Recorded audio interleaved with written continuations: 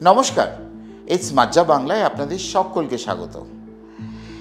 এই মুহূর্তে আমি উপস্থিত হয়েছি সদ্য মুক্তি পেয়েছে একটি ওয়েব সিরিজ হইচইতে, নির্ঝর মিত্র পরিচালিত ডাইনি।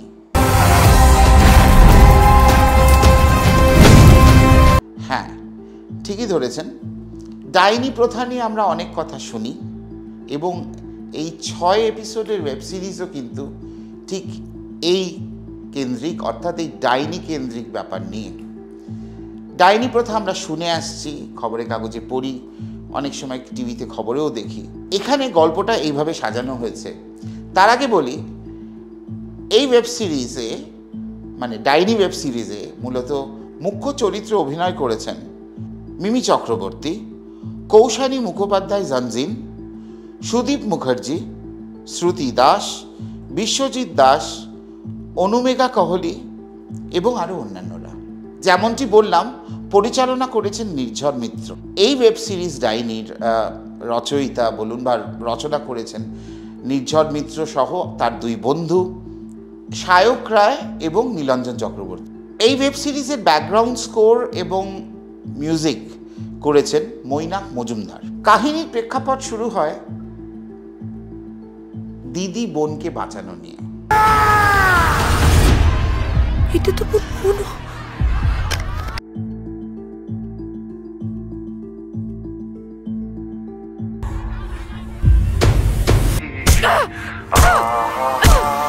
তার আগে আমরা দেখতে পাই যে 2 বোনের খুব মেলবন্ধন এবং তাদের মা খুব অল্প বয়সে মারা যায়। তারা বড় হয়, তাদের বাবা হচ্ছেন সুদীপ মুখার্জি, এক বোন হচ্ছে মিমি, আরেকজন হচ্ছে কৌশানী। এবং বড় হয়ে সংসারে থাকাটা আর মানিয়ে নিতে পারেন না দিদি।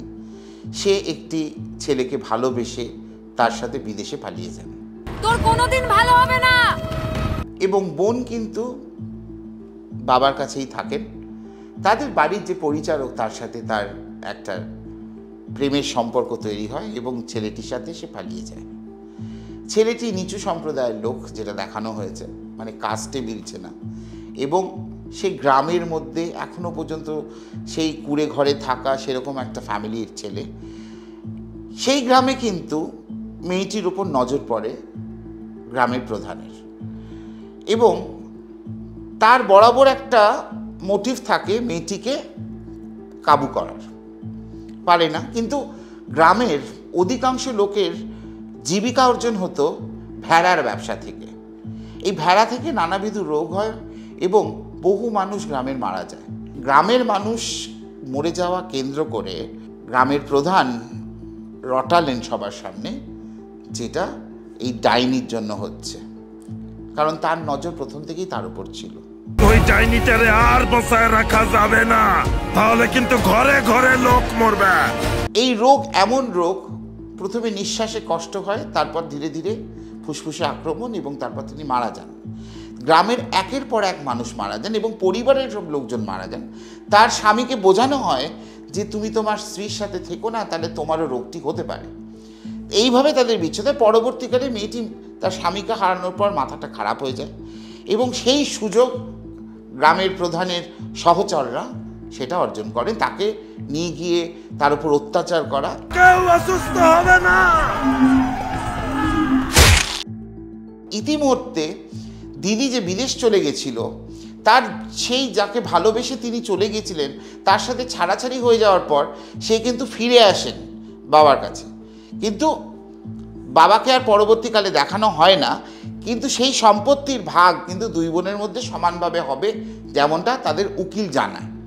তো সে উত্তরবঙ্গের খবর পায় যে তার বোন ওখানে রয়েছে, সেটা তাকে খুঁজতেই সে উত্তরবঙ্গে গিয়ে হাজির হয়। আমি জানতাম তুমি টাকার জন্য আবার ফিরে আসবে, কিন্তু এই সম্পত্তির ভাগ তোমার বোনকে ছাড়া কিন্তু হবে না। এবং তিনি যখন উত্তরবঙ্গে গিয়ে পৌঁছান, তখন সেই জায়গায় খুঁজতে খুঁজতে খুঁজতে খুঁজতে এক জায়গায় দেখেন একটি মেয়েকে ভীষণভাবে অত্যাচার করছে গ্রামের লোকজন।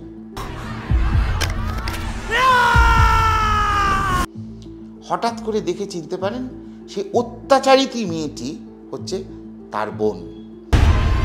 এটা তো পুরো এবার বোনকে বাঁচানোর লড়াই। চিকিৎসা করলে তো বিপদ হবে। এই চুপ। বোনকে অলরেডি গ্রামের লোকের সামনে প্রেডিক্ট করা হয়েছে যে সে একজন ডাইনি। সুতরাং এইভাবে গল্পটা এগোতে থাকে। এবার তার পরবর্তীকাল কী হলো সেটার জন্য আপনাদের দেখতে হবে। কিন্তু হ্যাঁ, একটা কথা না বলে থাকতে পারছি না, অনেক দিন পর একটা কামব্যাক হলো মিমি চক্রবর্তীর, এবং মিমির অসাধারণ অভিনয় করেছেন। প্রচুর নতুন মুখ আপনারা দেখতে পাবেন এই ওয়েব সিরিজে, এবং যে প্রেক্ষাপট নিয়ে তৈরি হয়েছে, যেমন তার ক্যামেরার কাজ, তেমনি তার এডিট, এবং একই সাথে যথাযথ ব্যাকগ্রাউন্ড স্কোর। ইঁদুর যতই বড় হোক, ইঁদুরের ভয় তার চেয়ে অনেক বড়।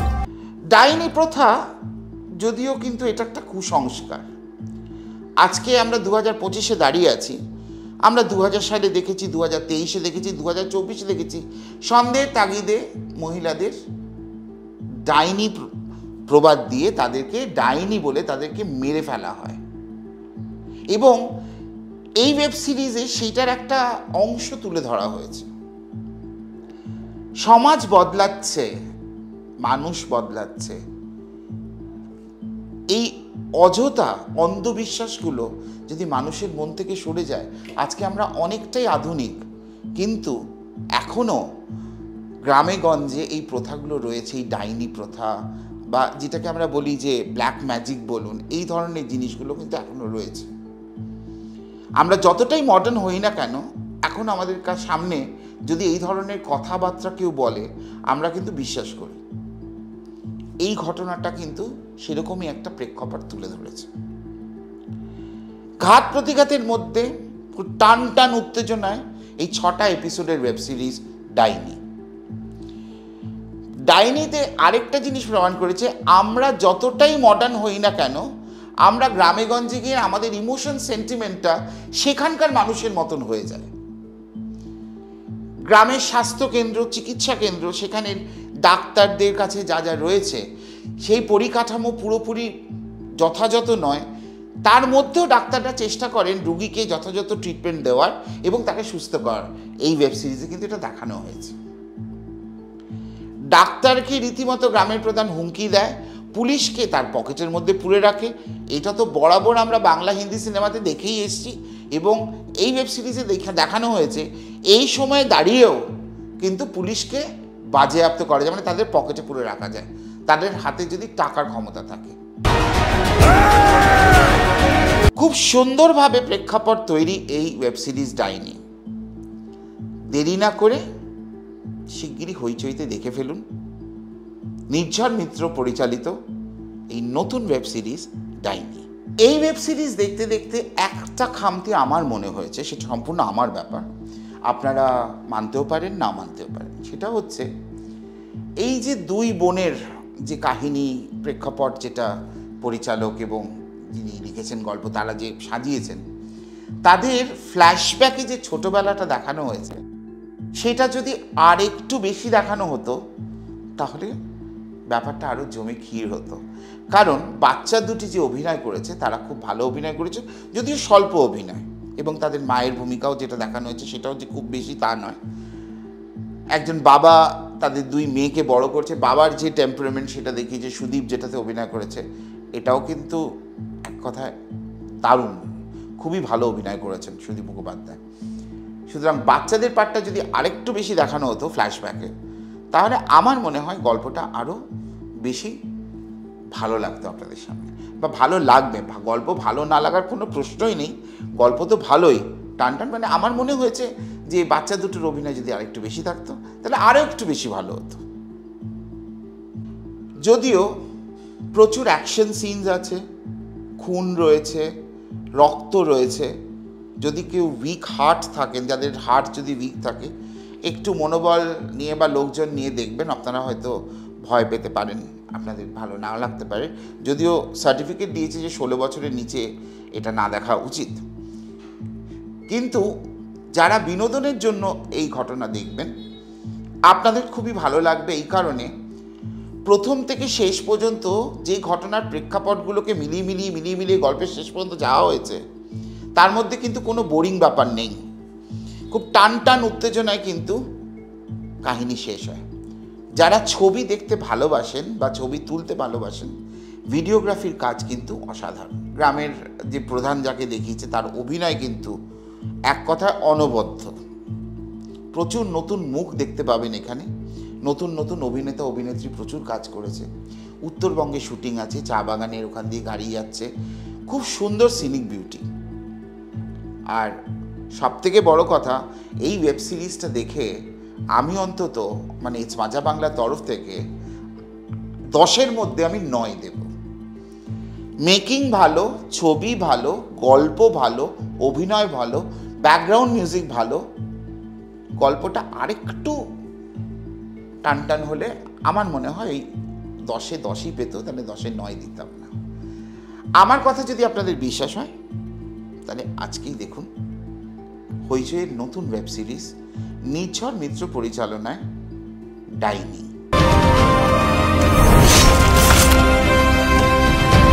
বিনোদনের এরকম নানান রকম খবর, রিভিউজ নিয়ে আমি আসি আপনাদের সামনে এবং ভবিষ্যতেও আসবো আপনাদের সামনে। সুতরাং এই ধরনের আপডেটস, রিভিউজ দেখতে বা জানতে আমাদের চ্যানেলটা সাবস্ক্রাইব করতে হবে। আপনারা জানেন যে আমাদের ইউটিউব চ্যানেলের পাশাপাশি আমাদের রয়েছে ফেসবুক, ইনস্টাগ্রাম এবং আমাদের ওয়েবসাইট। সবের নামই হচ্ছে ইটস মাজা বাংলা। সুতরাং আর দেরি না করে বিনোদনের সব রকম আপডেটেড থাকতে হতে দেখতেই হবে এবং সাবস্ক্রাইব করতে হবে আমাদের চ্যানেল ইটস মাজা বাংলা। সুতরাং দেখতে থাকুন ইটস মাজা বাংলা, বিনোদনে নতুন মজা। নমস্কার।